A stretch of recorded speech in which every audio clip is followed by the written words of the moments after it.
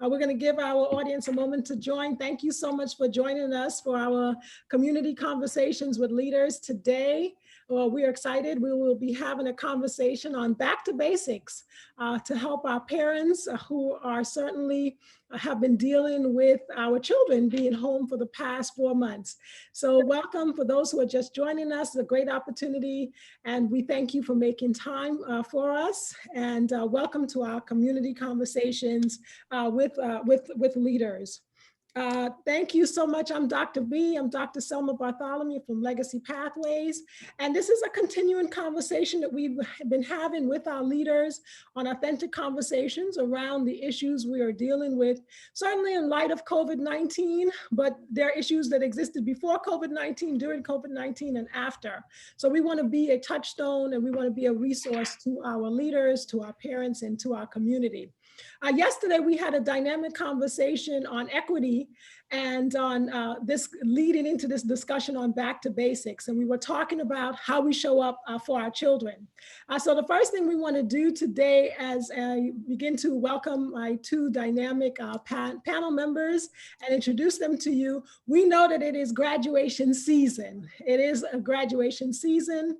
And we want to first take a moment to honor our graduates, to celebrate you, moms, dads, friends, aunties, grandmothers, neighbors, all of those that contribute to the success of each and every child. And so as I welcome my panelists, I'm going to ask them to share some words of encouragement to our graduates or to the family members of those who are have a graduate in the house. So once again, I'm Dr. B. Please make sure you subscribe to our channel, hit the like button, and I promise we won't send too many emails, but we look forward to connecting with you. Today for our Back to Basics panel and our Back to Basics discussion, I am honored to have two dynamic and very thoughtful members of our Legacy team with me today. And we started the company in 2008, and I can say both of them have been with me and have been with the company since its start. So we are moving into our second decade together, and we're excited to have this opportunity to support our families and our parents as we talk about why back to basics and what that looks like. So the first person I want to introduce is Kathleen Armitage. Kathleen has a dynamic background. She is a content and curriculum developer and product specialist in English, in language arts and math, but she's also in social studies, and she's received national recognition for her work government in schools. And so Kathleen, I'm honored to have you. Thank you so much for making time today. You're in Denver, and so greetings to the Denver community. So welcome, Kathleen, and let me give you a chance to say hello to the audience and also to extend congratulations to our graduates and to their families. Yeah, well, thank you for having me, and I'm excited about this conversation that we're about to have. And as far as the graduates go, I wish them an opportunity to stop and recognize all the hard work that they've done, and be sure to take time to celebrate it. Yes. Thank you so much. Thank you, Kathleen. The next person I'm excited to introduce is Barbara Fields. Barbara has an over 30+ year experience and expertise in education. She was no stranger to the classroom, to mathematics education. She's worked with Hunter College Teacher Center with a dear mentor and friend, Dr. Bob Giles. She's also worked with the United Federation of Teachers. And as I noted, she is a dear member of the Legacy team. And for those who are not familiar with our work at Legacy Pathways, I let everyone know that you might find someone as good, but you will never find better. That I am so honored to have such dynamic members of my team supporting our work and supporting our mission of innovating, teaching, and learning. Barbara, let you say hello to the audience and also extend congratulations to our graduates. Well, good afternoon to everybody. I'm very excited to be here and once again being a part of a Legacy Pathways endeavor. As far as the graduates go, kudos to you, and also, especially given the circumstances, to your families and friends. This has been a really, really tough time, and you made it. So yes. Congratulations to you, and smooth sailing from here on in, I is what I wish you. And I hope today will be very, very meaningful to you, and enjoy. Thank you, Barbara. Thank you, Kathleen. So I'm Dr. B. To my graduates, I want to say to you, absolute congratulations, congratulations, job well done. And there will be times in life where people point to you and say, you're going to travel and come to a road with two different choices, right? And most people tell you to take the road less traveled. I'm going to say to you, make a decision and choose a road, that there's no failure in your decision, and just believe in yourself. Know that you are enough to make it on that journey. Know that you're enough. You're able to ask for help. You've done the work and you have what you need to be able to move yourself forward and to continue to craft and to gain new knowledge and expertise. And to our families as well, congratulations for the love and the support, right? For that cheering section to be able to get your child to that next stage. The research says that for our kids, what matters most is that if we have at least two people supporting you, supporting our graduates, that they are able to succeed. It doesn't have to be mom and dad. It could be neighbor, it could be auntie, it could be grandma. So kudos to those who have supported our graduates to get them over to that next milestone. So I'm Dr. B. Welcome to Community Conversations with our leaders. Once again, please make sure you like the channel, subscribe, and this is a continued conversation that we are having, authentic conversation. Today's topic is really near and dear to my heart as the leader of Legacy and the work that we've been doing. We're here today to talk about back to basics and why is it needed? What does it look like? And our approach, and why is our approach different? How is it that we've been showing up for our schools and for our teachers and for our students? As a company, we're excited because we're launching our online academy for the summer. We've worked with schools for 12 years now, but we are actually launching a back to basics core math, writing, and financial literacy for students. So I want to start off with our panel members, and I want to talk to a little bit about how do our children get to know and understand math and also writing. And so I'm going to start with Barbara, if you don't mind. If you can, based on your experience and your expertise, what do you think about how our children truly gets to know and understand mathematics, and any challenges or pitfalls that you think we need to be aware of as we set the stage and understand why the back to basics matter so much? Well, there are many issues. One has to do with the general population's attitude towards math. You never hear anybody say, I can't read, or reading is really difficult for me, or I struggled as a student reading. But it is so prevalent to hear adults, and I'm talking about highly educated adults, saying, oh, math, that was my worst subject, or oh, that's a hard problem because it involves math. And this is something that filters down to our children. So it's almost like as math becomes a little bit more of a struggle for some students, it's almost like it's okay because everybody else struggles with it. So that's one major area. I think we have to have this little attitude shift where we don't condemn math as being difficult. Math may be difficult, but it's doable. And it's very doable with a lot of the programs that we have in place. The other point I just wanted to make was that if you go into a kindergarten class or a first grade or a second grade class, kids are doing math and they love it. They're playing, they're talking, they're exploring. By the time they get into the upper elementary school grades, and of course high school, math becomes something that is really a challenge to many or even most students. And I think a lot of it has to do with the fact that kids, as they get older, are taught how to do problems with very little emphasis on understanding why they're using certain techniques or certain strategies. Exactly. Well said, well said. So those attitudinal shifts begin at home, and absolutely, and to be able to that idea, if you're absolutely right, Barbara, that we don't say, oh, I can't read, but this idea of that mathematics is so frightening, right? And so historically, it has only been about the 3 R's, the reading, the writing, and the arithmetic. And so this idea of being able to feel confident, if you as a parent don't feel confident in the subject, then you may not necessarily realize that you're passing on those anxieties to our children, but they are also being passed on, and they learn right away. Because if you go to, go through your everyday life and you're only talking and never really, if you're in a supermarket and you're not really questioning, oh, well, why does, this, meat all of a sudden it's a little bit higher in price, right? Today in this pandemic, the cost of Lysol has gone up. Not that our kids, that's not necessarily an example of what they want, but the fact that, we want to be able to engage them in conversation. And if you don't like math as a parent, then you won't step into that world with them, right? You won't feel safe with it.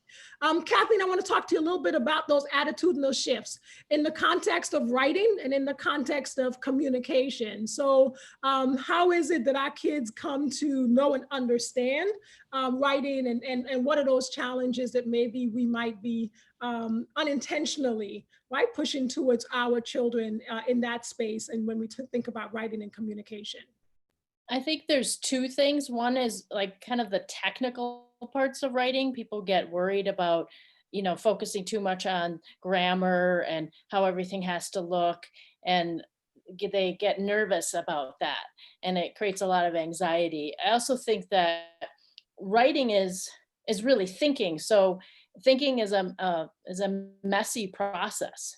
It's not neat and organized. So I think that tends to make anybody nervous about writing. I think even adults get nervous when they have to sit down and they're asked to write, even at this time of year, like we're doing it in our family, writing notes to our nephews to congratulate them on their graduation.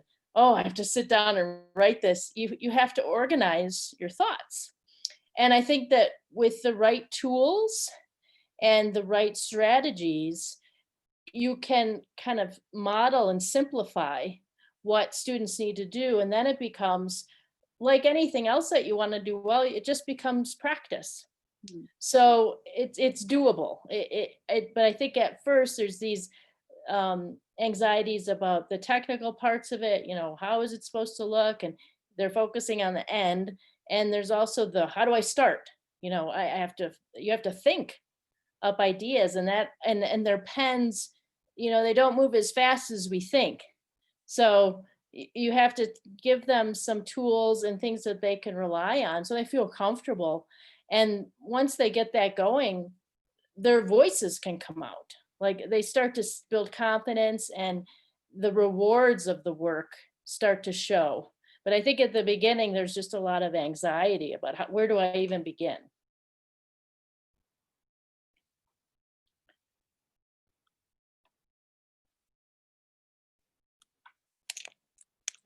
I just lost sound.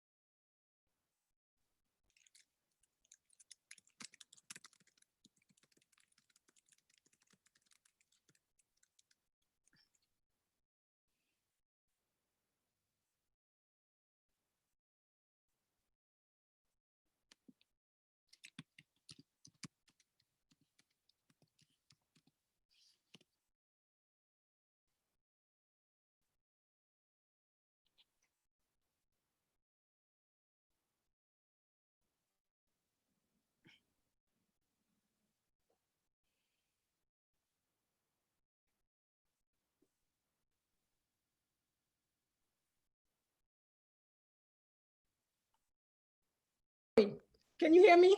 Absolutely. I apologize. I was on mute. I want to be able to, let me recognize what both you and Kathleen just said around a pedagogy of voice and a pedagogy of confidence, which is what this work is about for us. It's developing student voice and developing student confidence. And that's not easy to do, especially how we learned. And the we includes the parents, but also teachers, right? Because they're older and in front of, right, and supporting your child if you're a parent in that classroom space. And how we learned was that if you made a wrong answer, you were often penalized for it. If you did something wrong, you were punished for it. And so in math class, you were told to go to that scrap of the paper and do your scrap work, right? And if you think you made an error, you had the eraser and you would, and we see this in our classrooms all the time, right? Kids just spend a lot of time just erasing because they're putting themselves on the paper. They're putting who they are. And if that's not validated, that says, life is not perfect, that we want to learn from our mistakes, it's not happening. And it's the same thing in writing. As you said, Kathleen, we feel bad because it was all about, I was born in the West Indies and then grew up in Harlem. It was all about penmanship. It was all about, right, this idea of just filling out a job application. So thank you for that. I want to get to this question of how is it different today? And what are the things as we think about back to basic, what are those expectations? What are those newer expectations that are different and more than just, I don't want people to think when they hear us say, we are focusing on back to basics. I don't want them to think that we're just doing reading, writing, and arithmetic.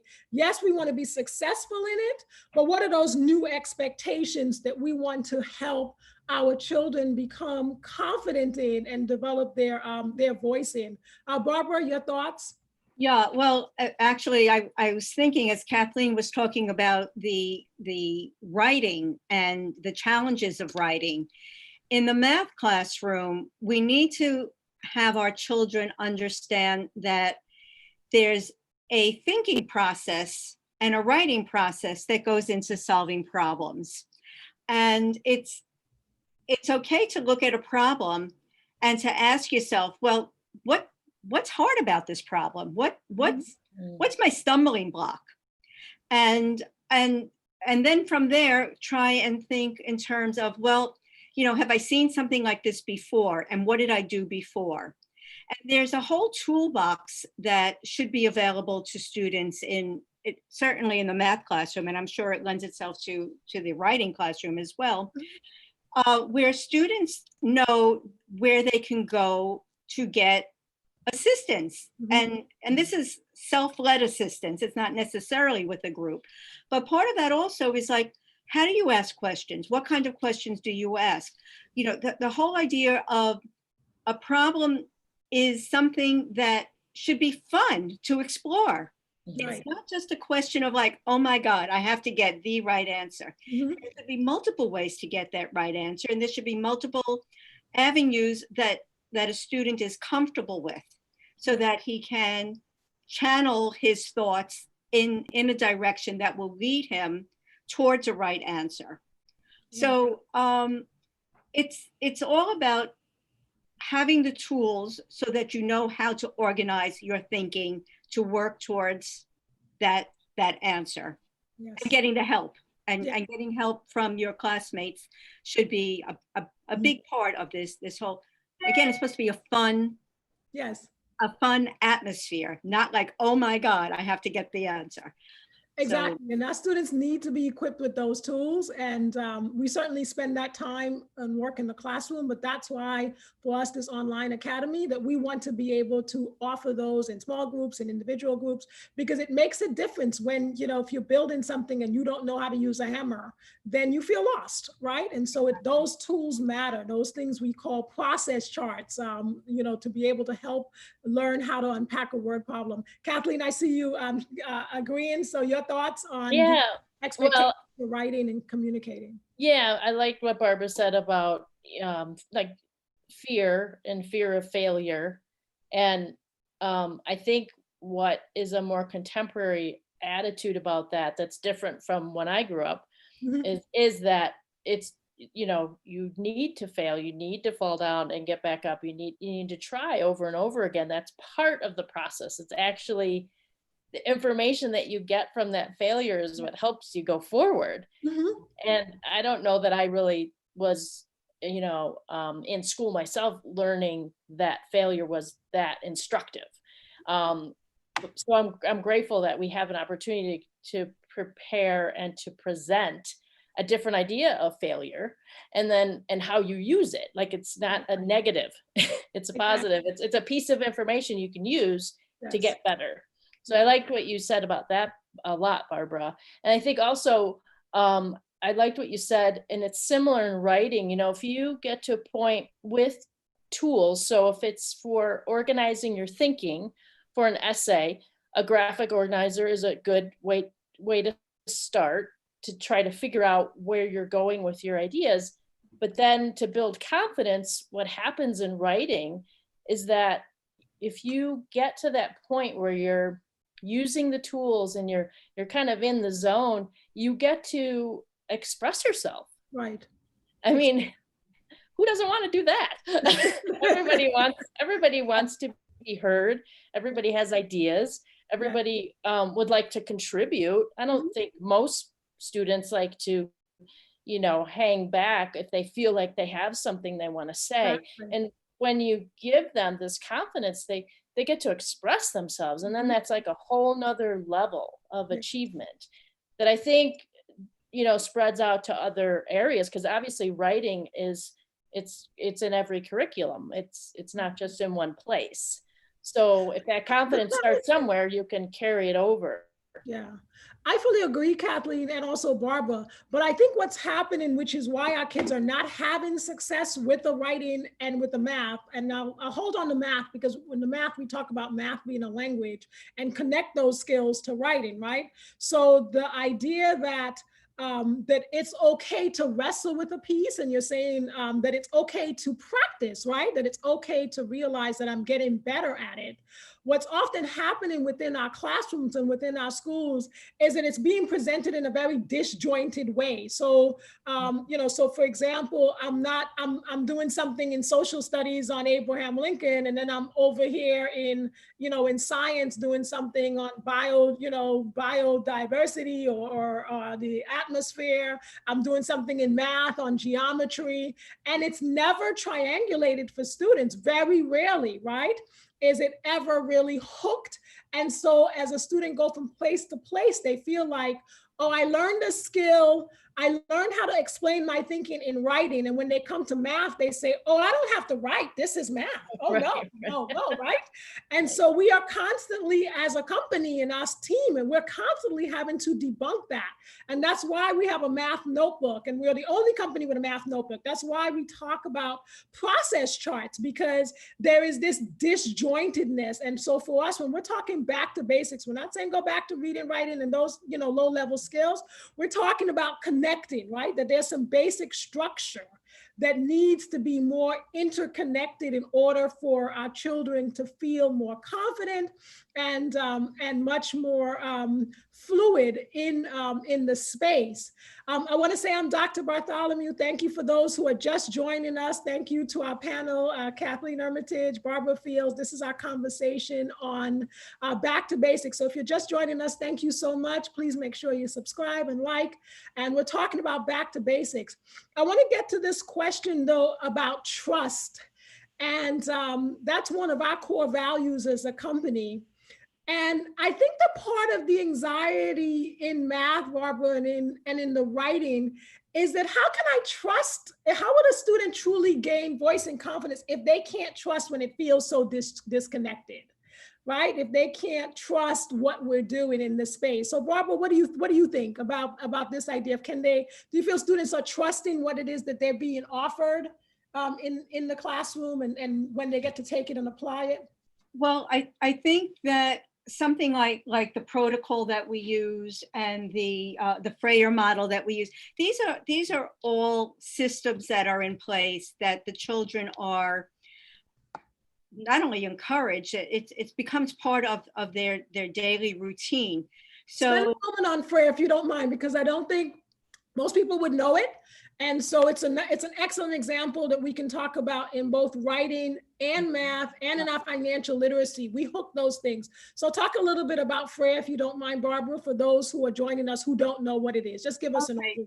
Frayer it's a model. So when you have a new term that you want the kids to be really comfortable with, it gives them an opportunity to kind of like play around with what they associate the meaning of the word to be. And then they associate some examples of what that might be. And then they get a very clear definition, a formal definition of what that word really is.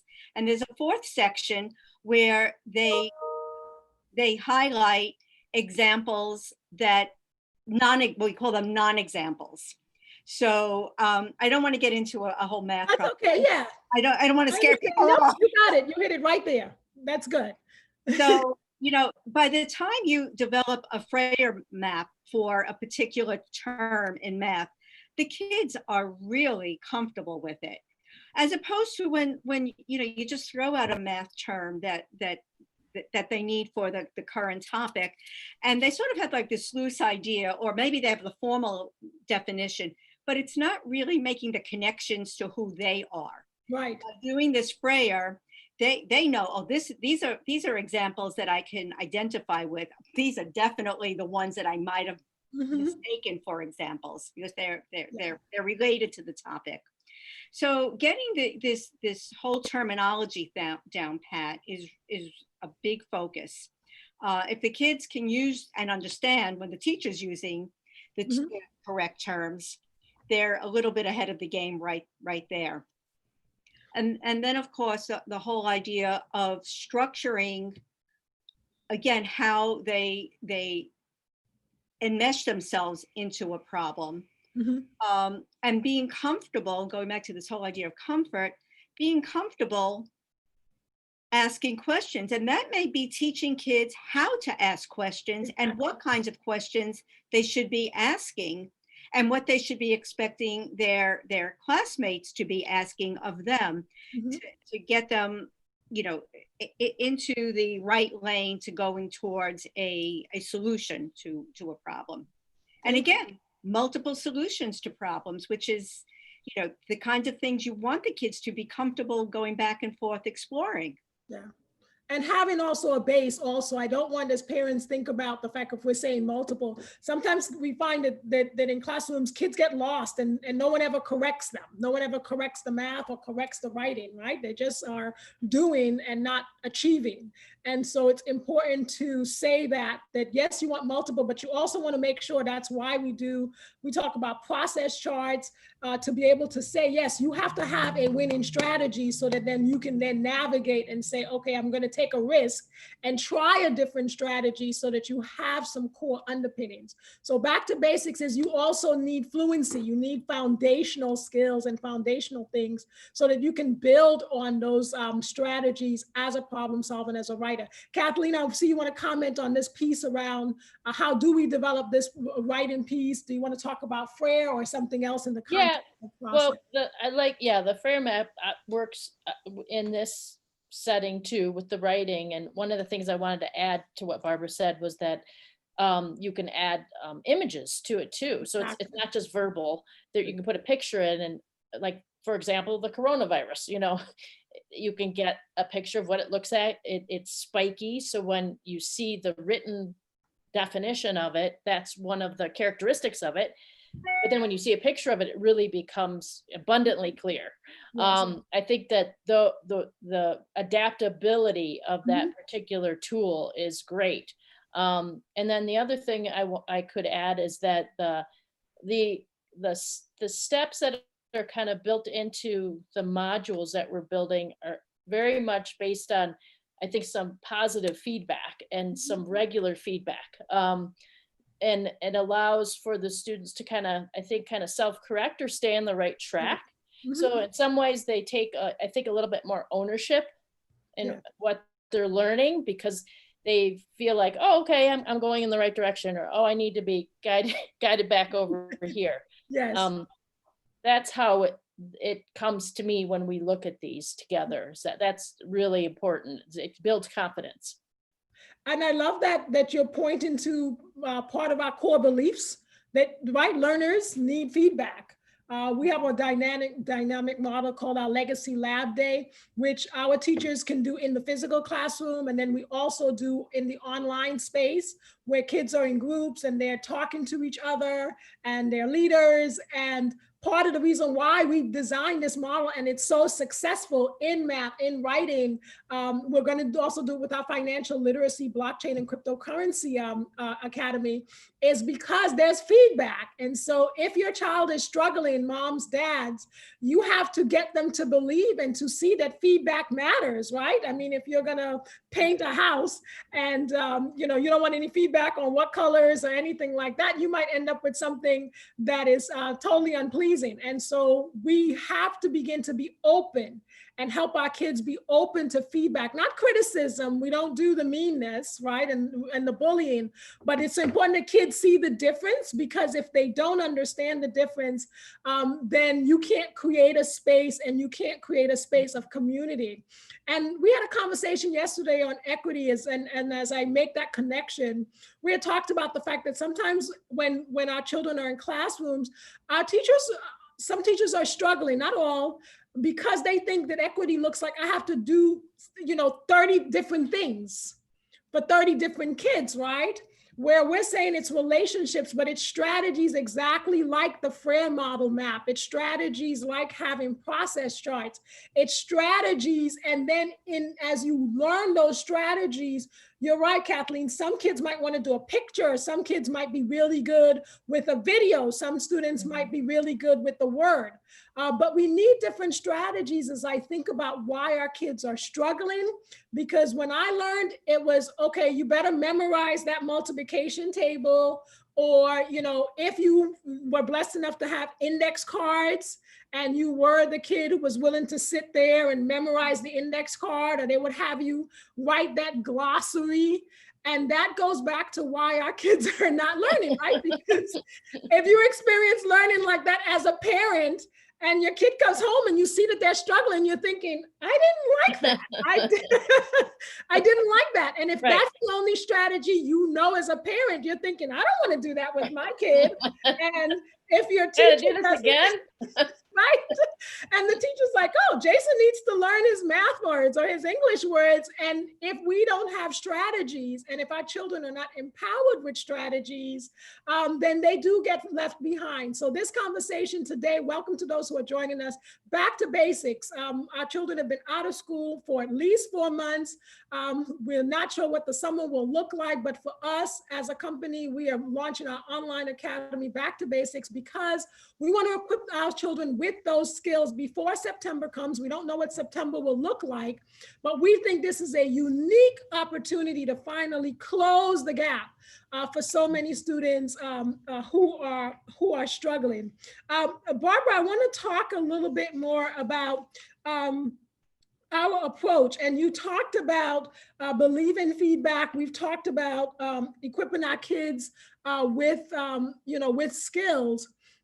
If you're also a parent, right, and a grandparent, as you think about it from the parent perspective, how do you think they begin to even have that conversation with their child if their kid is struggling? Like, how do you even suggest that? Because I know, we've done a lot on family parent night and things like that, but what would you suggest? Because most of the time, if your kid is struggling, they don't want to talk about it. And sometimes we don't want to talk about it as parents. So what would you suggest to parents who may recognize that they need to do something different for their child? But how do we go about it in that space?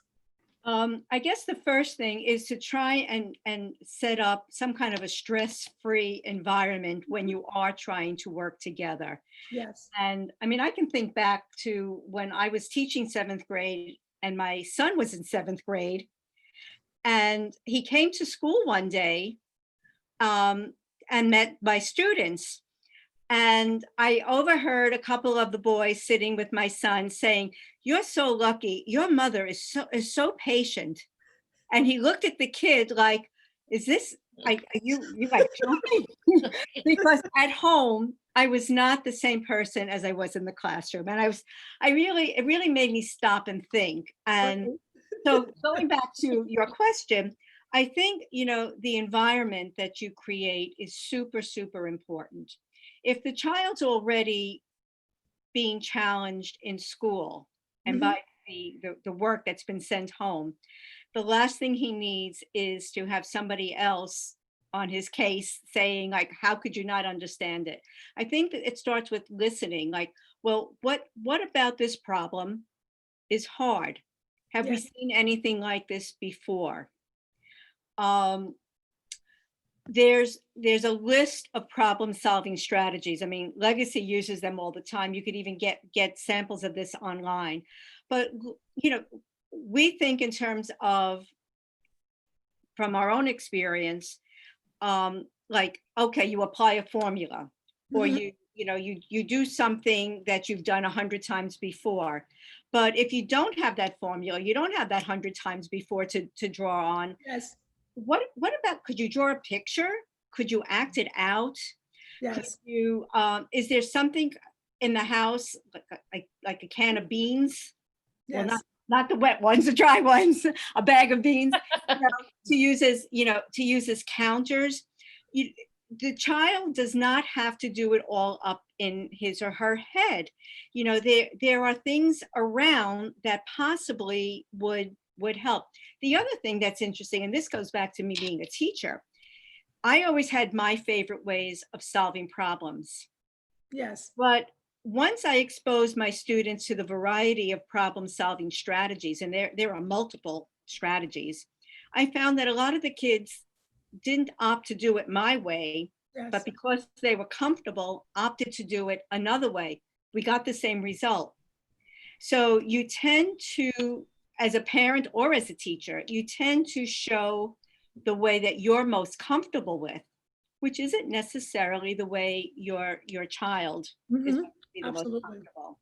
So, just creating an atmosphere where, like, okay, let's explore, and then explore without judgment.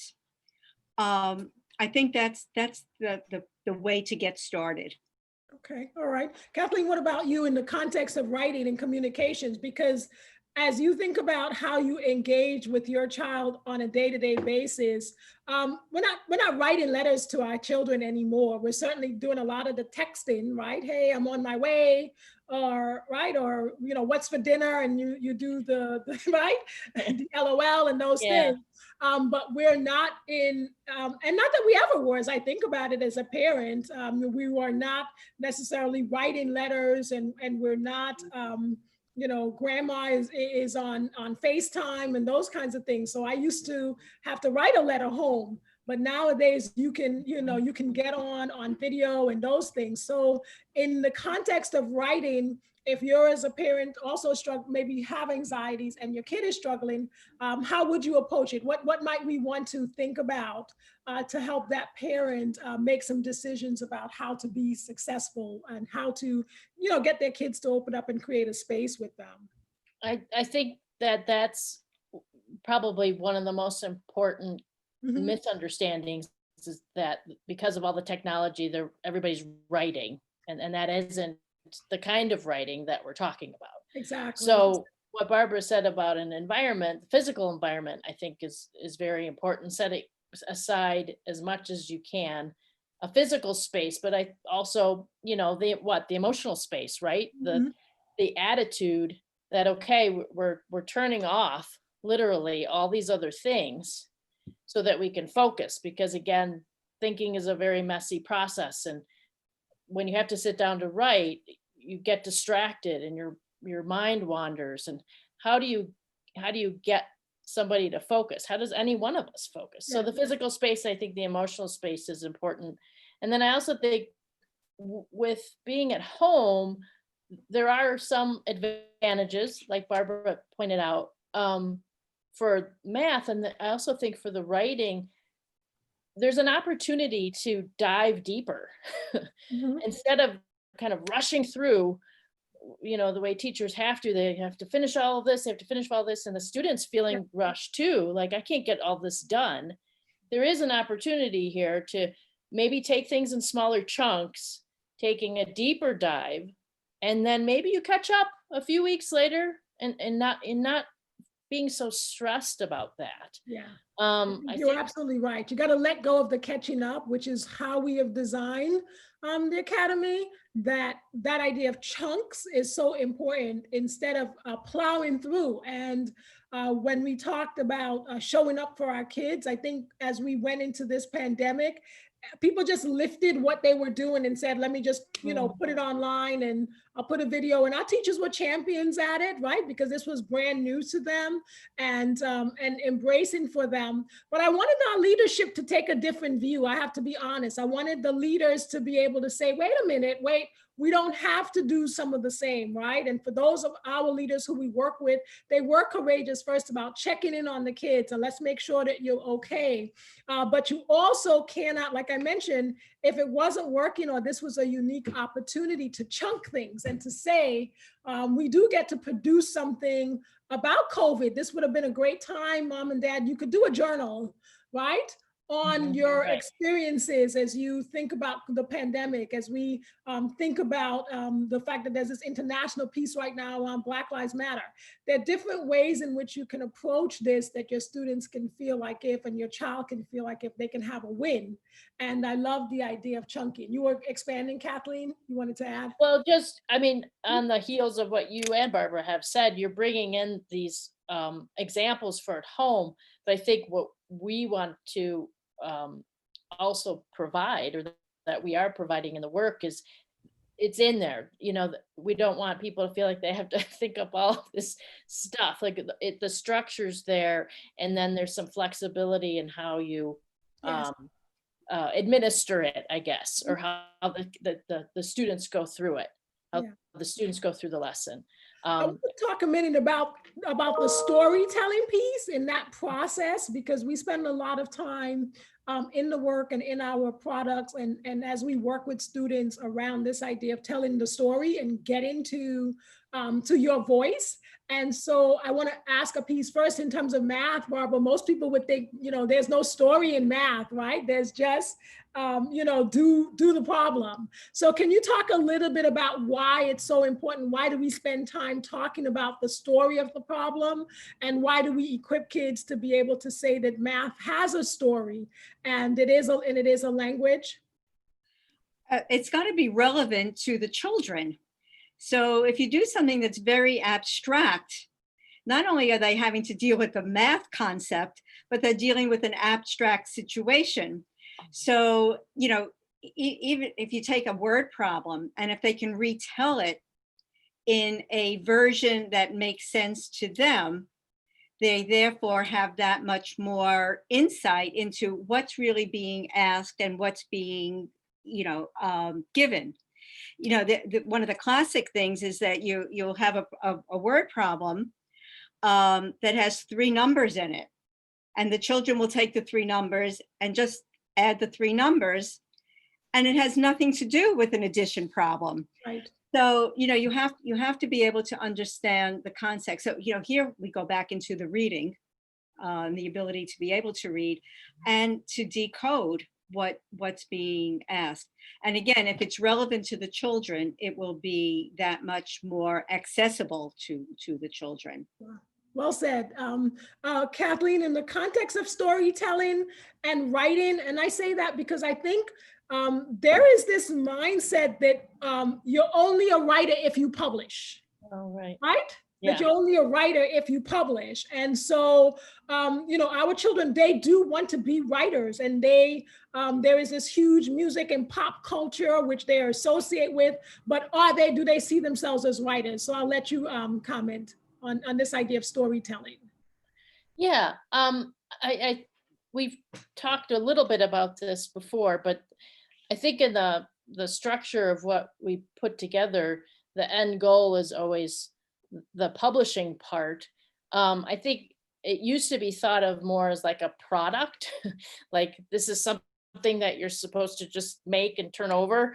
And I think the idea of publishing, again, it's back to that ownership, like this is mine and I get to express myself and these are my ideas.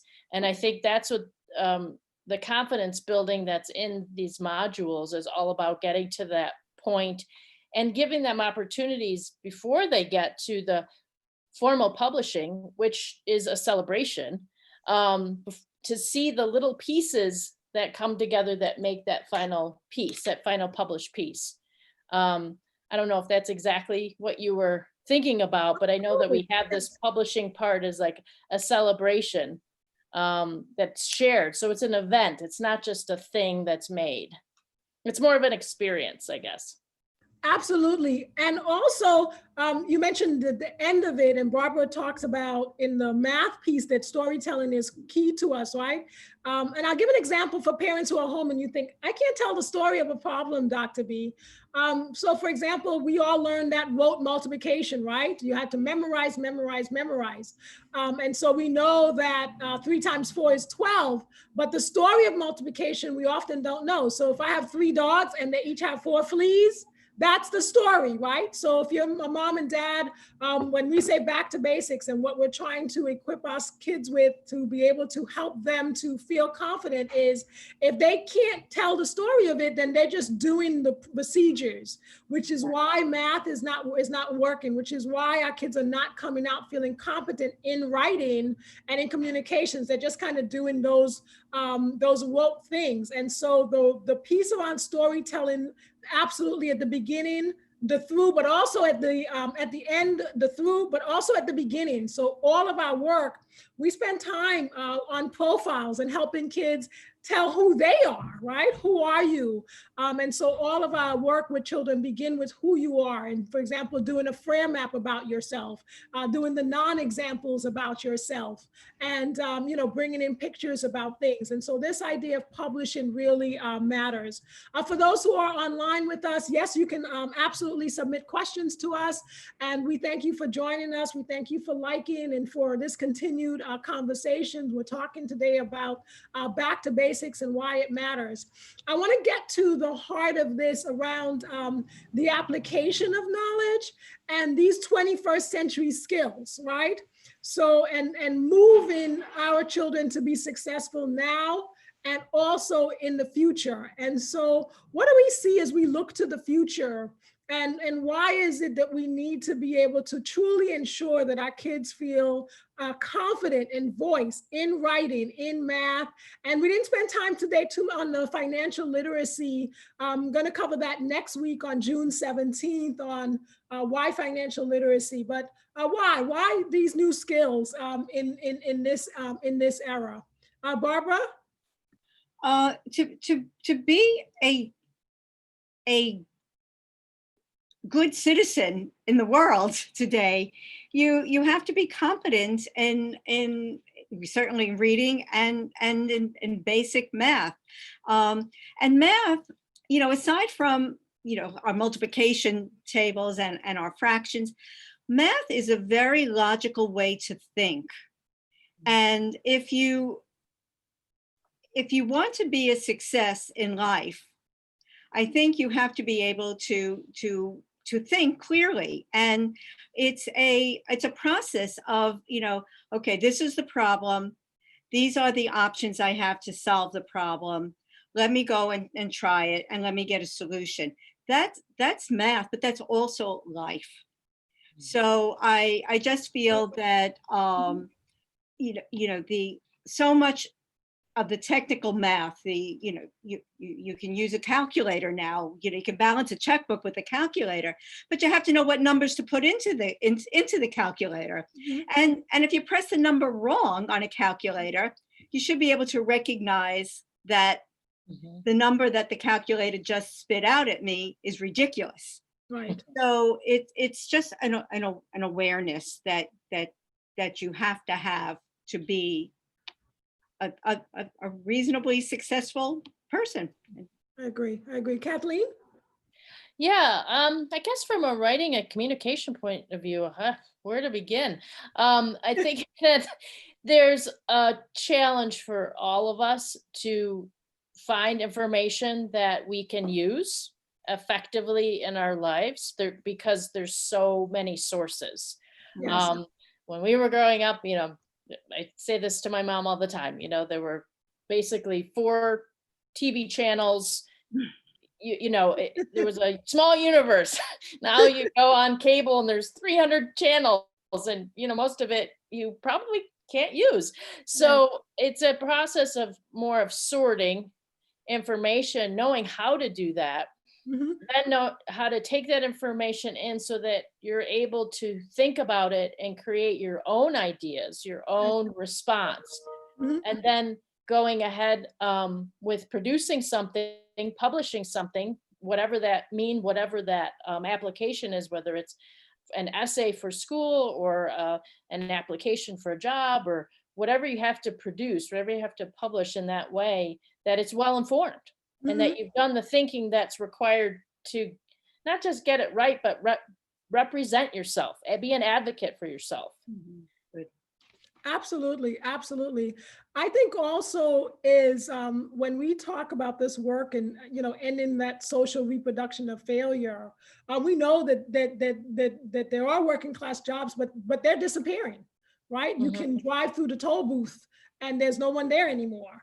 And Right. so it's the skill sets of being able to compete and to be able to compete. We're not just competing with people in your neighborhood or in your city and in the world. It's global. It's global. And so this digital divide has even closed. You can be, like you're in Denver right now, right? I'm in New York.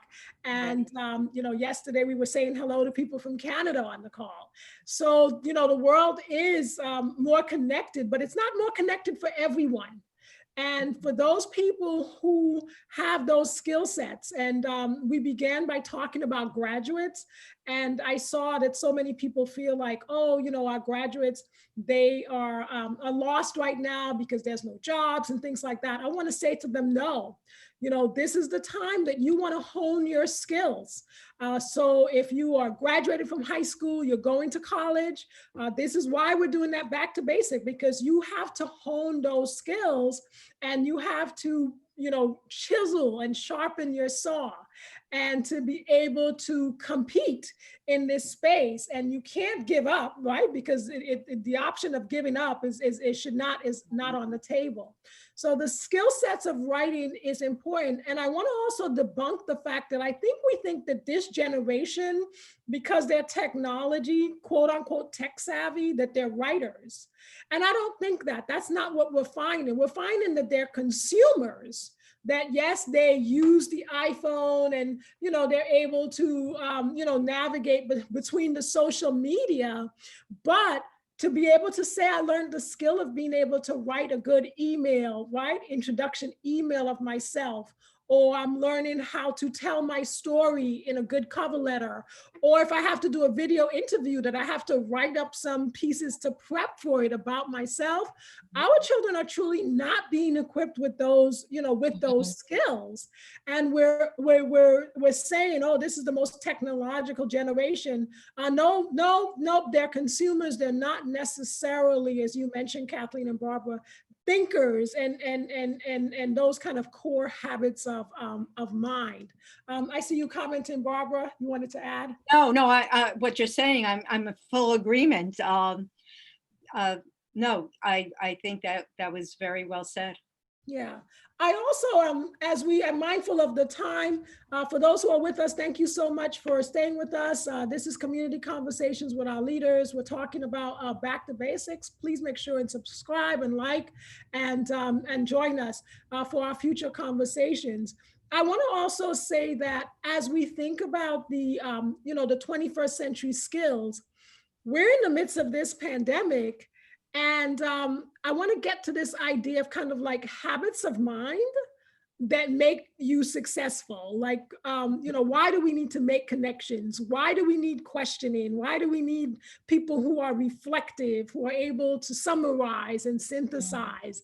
And so if you can maybe take one of those habits of minds for me, the questioning piece you mentioned, Barbara, because as I see this pandemic, right, like why does it matter, those skill sets and those habits of mind in this space right now? Why questioning? Why do we need that in back to basics? Why are we giving it attention as a company in our work for students and as we work with teachers in our classrooms?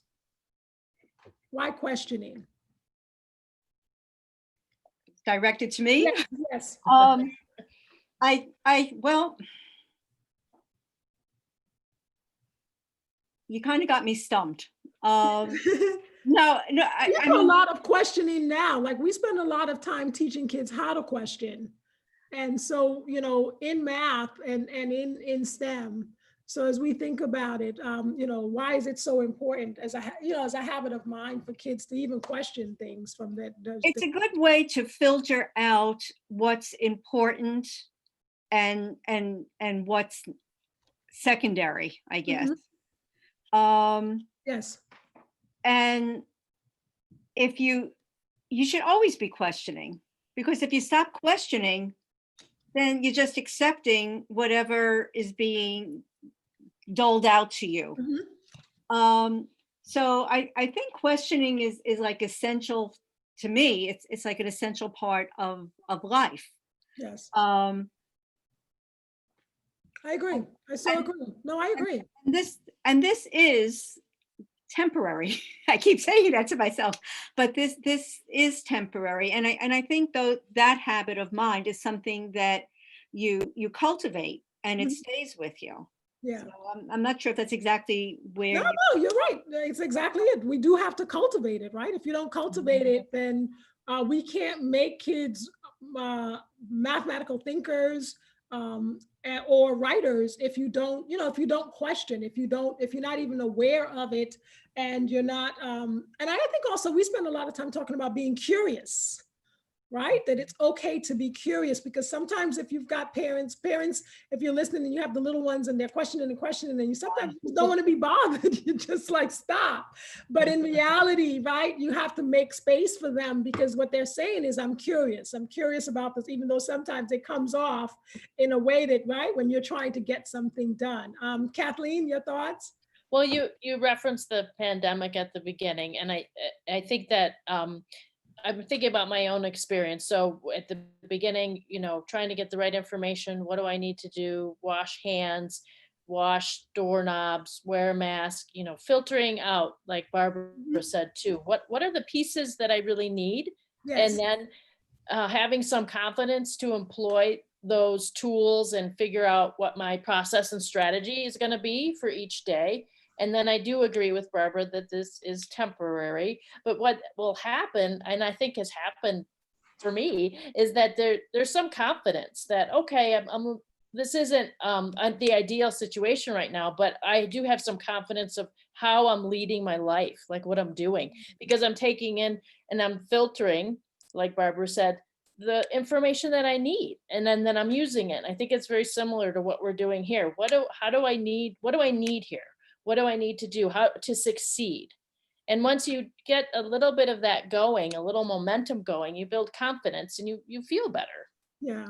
I'm mindful as the time as we're pushing to a close, and I want to go back to the why back to basics, but I want to also connect to where we were at the beginning when we talked about anxieties that our parents have and anxieties that our children have, and this idea of trust, right? When you have anxieties and you can't trust anymore. So for us, as we think about this back to basics, if you imagine I'm a child and I did something in third grade, I did fractions in third grade, I didn't get it. The kid did it in fourth grade. In fifth grade, they still fail at it. It's sixth grade, seventh grade, eighth grade, ninth grade, right? How many years, right? Look at all that time that they've given to help them learn fractions, right? So when they don't trust, I don't want to take a risk and question anymore. I don't want to take a risk anymore, because in reality, right, I don't feel like if a kid is have those failures and no one has addressed them and addressed those anxieties, then they go to a place and they retreat where they don't want to take a risk and question, where they don't want to take a risk anymore and be curious, and they've just kind of shut down. So as we are in this space right now, and our children have missed several months of schooling, and also now we're going to compile it on the summer, we want to begin to create a space, and which is what we're committed committed to in this online academy and in this Back to Basics Academy is we want to be able to create that space of trust and to be able to have our children trust the expertise, trust the strategies, trust what we're giving to them in the chunking and the process, so that way they can begin to take some risk, to question. So as I come to a close, I'm mindful of the time. For those who are joined us, I want to say thank you. I want to do one final question. I want to ask, our dynamic panel members, Kathleen Armitage and Barbara Fields. I want to kind of just go back as to, if you had to say one thing about why Back to Basics, why does it matter to you? And I'll use that as my closing question as we wrap up this community conversation today. So why Back to Basics? Kathleen, I'm going to ask you first. Why Back to Basics? Because you, for those who don't know, Kathleen, is the driver behind our curriculum products and manages and has this very broad view. So you look across everything that we do for consistency, for cohesiveness, for alignment. And so this is near and dear, to us. And so why does it matter so much in terms of Back to Basics? I think it matters because we need to rebuild the confidence that time's been lost and that skills might be kind of slipping away, and replace that with these smaller chunks, that these are doable, and the confidence to get it done, and maybe not even just keep up, but maybe even excel in ways that they didn't have an opportunity before for whatever reason. Okay, thank you. Barbara, in our last 30 seconds, why Back to Basics? If you build a house without having a foundation, the house is going to fall down. So a lot of our kids have already started the second and the third floor. I think we have to give them the opportunity to get that solid foundation, and then they can just grow from there. So that's well it. said. Well said. For me, it's about it's empowering our kids to give them the tools and the strategies so that they can feel confident and that they can find their voice and own their voice in every space, in the math space, in the writing space, in the literacy space. And I'm using those as subject matter, but it's in everything in life, to take what we're giving you and to be able to apply it and to know that you're applying it and to be excited about it and to say, yeah, right, I'm applying a questioning strategy. I know how to tell the story behind a graph. I know how to tell my story. And so for us, Back to Basics is about equipping our kids with those tools, with those strategies to really find their voice and to hone their voice and to see them, to develop their craft as writers and to develop them as mathematicians and to develop that language. I want to say thank you as we come out and kind of bring our session to a close. Thank you so much, Kathleen Armitage. Thank you to Barbara Fields. Thank you to our audience for joining us today. This is Community Conversations with Leaders. We're hopeful and expecting to do our next one on June 17th on financial literacy and specifically blockchain and cryptocurrency. So if you're not sure what it is and why we need to have a unique approach to financial literacy, join us on June 17th. And on June 25th, we have Marjorie Desir, who is director of the Madison Square Garden Boys and Girls Club, Archie Leacock, who's doing some wonderful work with fathers in Philadelphia, for our continued community conversations on helping our parents and our community. Thank you so much to our audience. Please make sure you like and subscribe to the channel. I'm Dr. Selma Bartholomew from Legacy on behalf of our entire team. Thank you again, and we're wishing you a wonderful day, and congrats to our graduates and to their families. Hey. Thank you.